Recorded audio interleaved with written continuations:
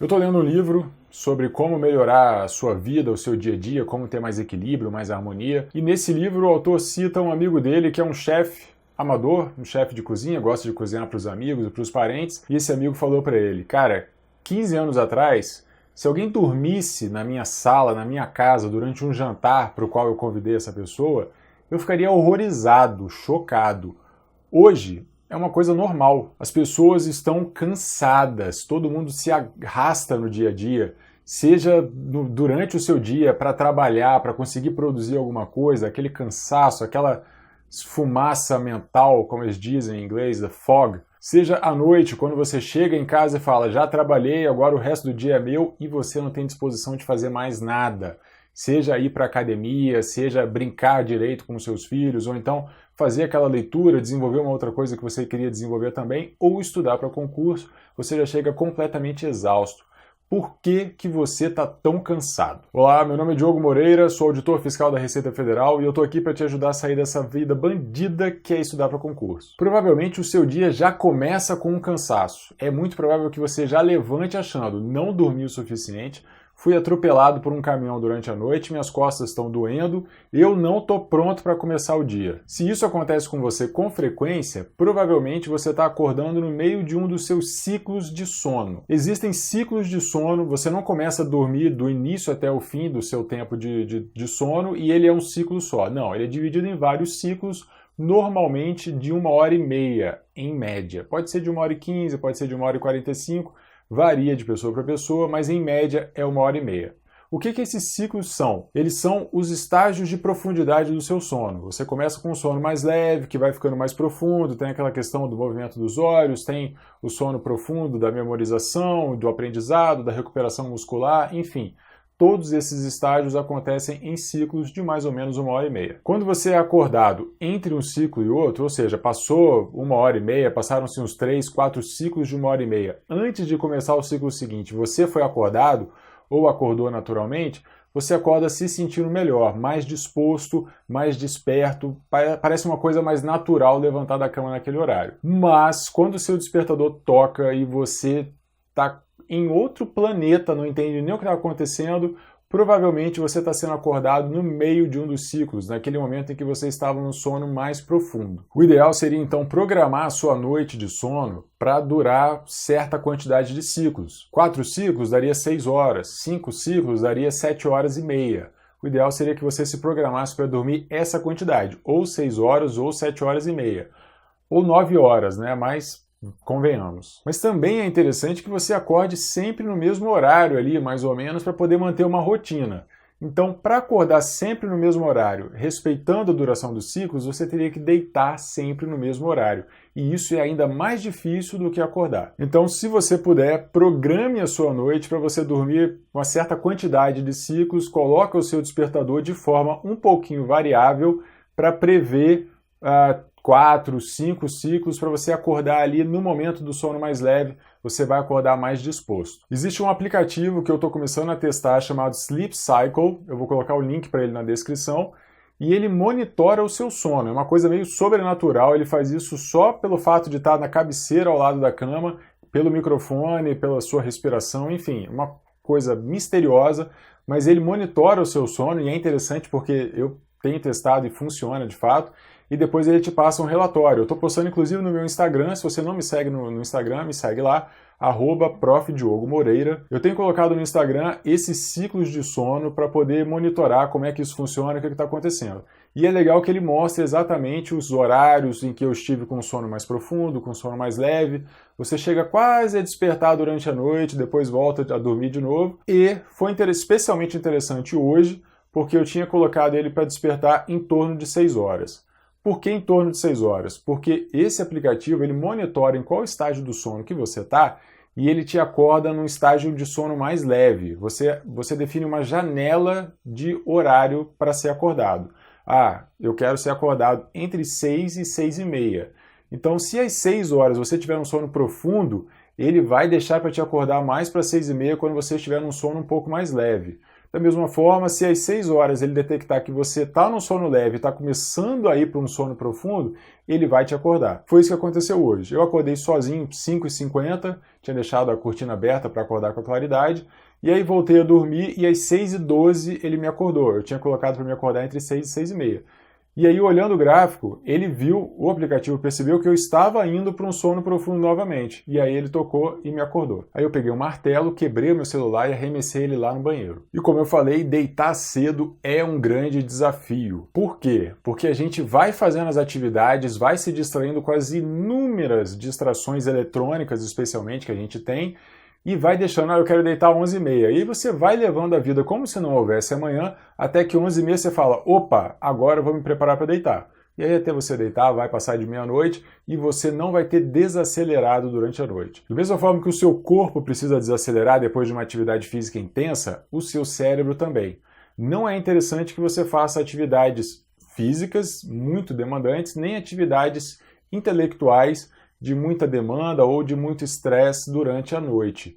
Isso significa que a sua dose de estresse diário, que é ver a alegria alheia no Instagram ou então discutir política no Facebook, essas duas atividades que você adora e que geram estresse, aumentam seu cortisol do corpo no dia inteiro, não devem ser feitas à noite, porque isso vai te atrapalhar a dormir. A hora de ir para a cama é uma hora que você já tem que estar desacelerado, com a cabeça mais esvaziada, para encostar a sua cabecinha no travesseiro e dormir mais rápido.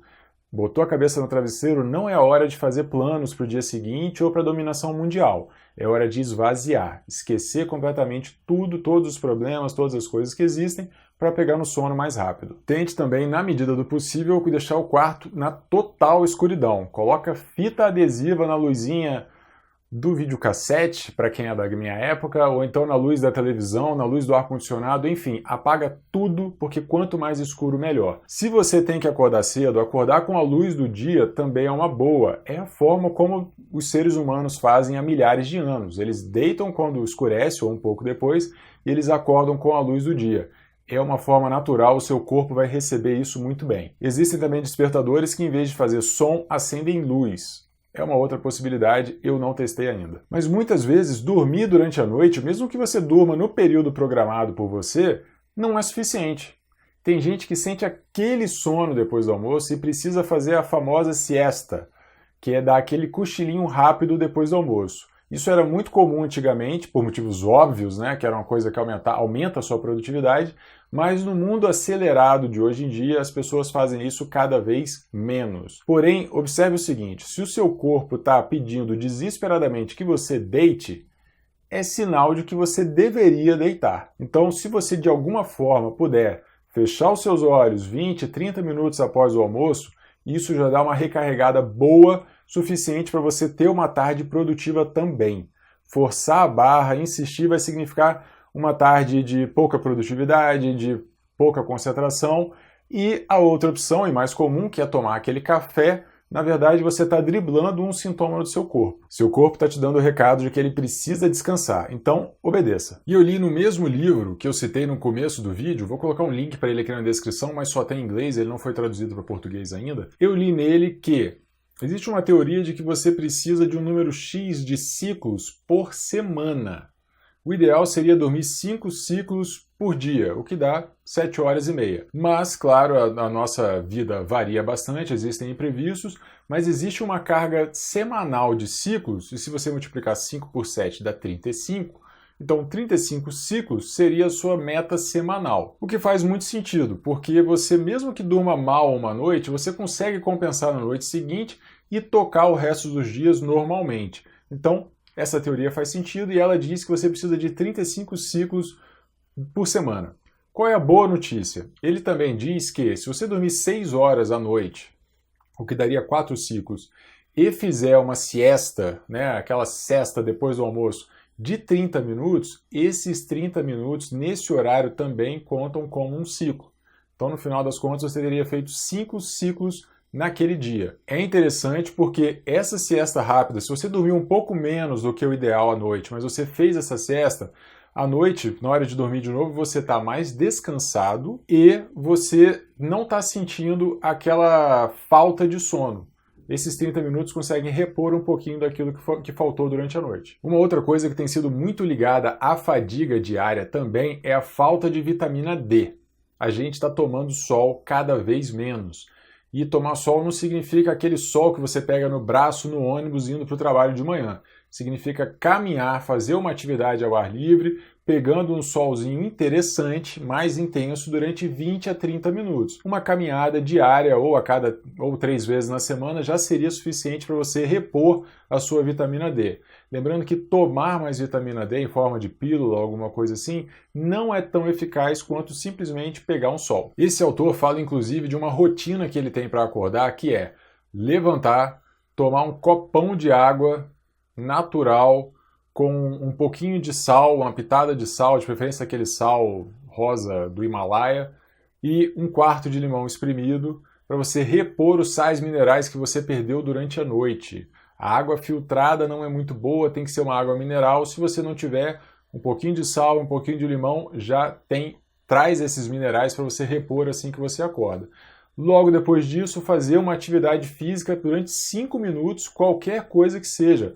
Um alongamento mais intenso, alguns polichinelos, enfim, qualquer coisa que faça você sair daquele estado de quem acabou de sair da cama. E depois disso, ele sugere fortemente fazer a tal caminhada ao sol, com o máximo de pele exposta possível para você conseguir pegar essa vitamina D, desenvolver essa vitamina D a partir do sol. Obviamente, o exercício físico faz muita diferença. Mesmo que você esteja estudando para concurso, que significa ler muitos livros ou PDFs, fazer muitas questões, ficar com a cabeça enfiada no livro o dia inteiro, a atividade física vai te ajudar em diversos aspectos. Ela vai te ajudar a dormir melhor, o que significa uma retenção melhor do conhecimento.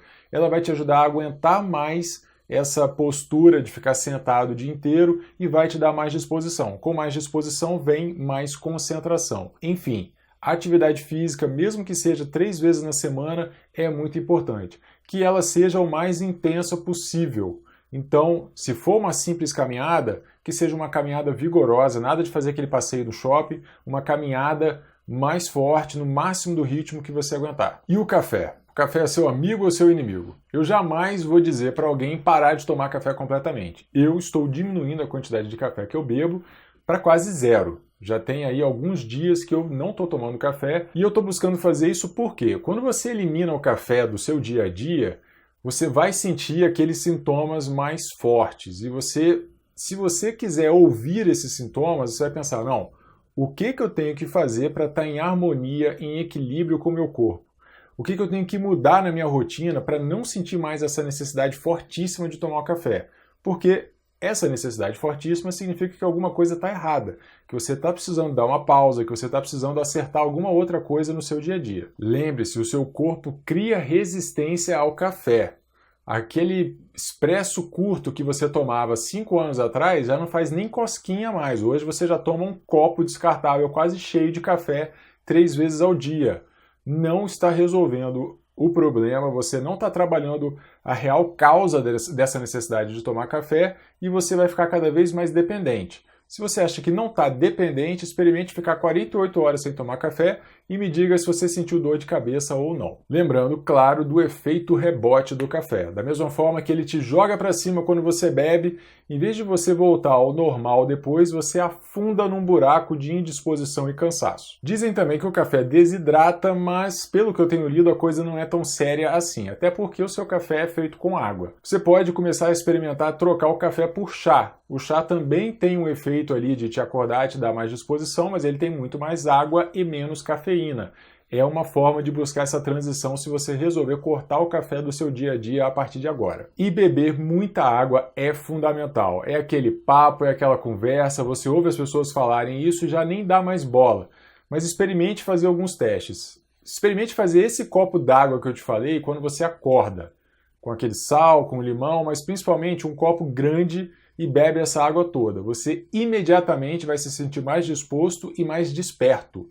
É imediato. Da mesma forma, no dia a dia, algumas vezes você vai se sentir mais cansado, agora eu estou sem disposição, você vai pensar em tomar um cafezinho, levantar. Experimenta pegar e beber meio litro de água. Vai aumentar a sua disposição imediatamente também. A gente, antes de sentir muita sede, a gente já começa a sentir essa falta de disposição, essa falta de energia. E Pegar aquele copinho descartável branco não vai resolver o seu problema. Arruma uma garrafinha, alguma coisa com 500 ml, para você tomar várias dessas garrafas durante o dia, para você se manter ali num ritmo, numa quantidade de água mais interessante, buscando um equilíbrio para evitar os altos e baixos do seu dia a dia. O nosso corpo é um sistema, tudo é interligado. Tudo no seu dia a dia vai interferir na forma como você funciona. Especialmente também a alimentação, que eu não tratei nesse vídeo, mas que tem outro vídeo que a gente fala sobre isso. Clica nesse izinho aqui no alto para assistir. Dê atenção àquilo que o seu corpo está te dizendo para manter o funcionamento ótimo, para você se manter no pico de funcionamento e de produtividade todos os dias. Ficar buscando paliativos como um café, um lanche rápido, ou então passar muito tempo sem comer, nada disso ajuda. Não adianta fazer uma grande conquista hoje, eu deixei de comer, pulei o almoço e estudei 5 horas. E aí no final do dia você está exausto ou então amanhã você não está rendendo nada. A batalha de estudar para concurso, ou da maioria das coisas da vida, na verdade, é uma batalha diária, que você tem que buscar uma evolução constante. Não adianta vencer a batalha de hoje e perder as próximas 3 batalhas. Você tem que vencer todos os dias da melhor forma possível. Se você gostou desse vídeo, clique em curtir, por favor, se inscreva no canal se você ainda não se inscreveu. Deixe algum comentário aqui dizendo o que você achou dessas ideias, se você já implementa algumas dessas coisas no seu dia a dia e se elas fazem diferença ou não. Para quem está assistindo o vídeo, vale a pena dar uma olhada nos comentários, porque muitas vezes surgem boas ideias a partir dali também. E é isso, muito obrigado e até a próxima.